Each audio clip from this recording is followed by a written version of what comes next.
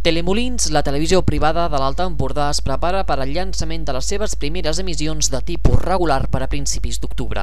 La cadena ha presentat aquest migdia el logo oficial de la cadena que s'utilitza per a les promos, separadors, micròfons i càmeres. Els tècnics feien ahir els últims retocs als estudis, a la redacció i al plató per poder fer l'arrencament. El canal emetrà una hora diària de producció pròpia amb espais d'entreteniment, informatius i també divulgatius. A més, comptarà amb la coproducció de Televisió de Catalunya amb espais com l'APM, Plats Bruts o El Temps d'Aventura. Els caps de setmana serà el torn de la mainada amb espais dedicats als més petits de la casa i per l'oci familiar amb espais dedicats al cinema.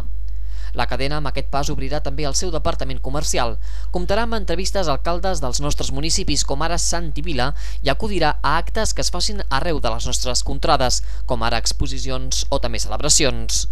A més, ens adentrarem en els estudis dels genis de la pintura que tenim al voltant i descobrirem interioritats de persones molt properes.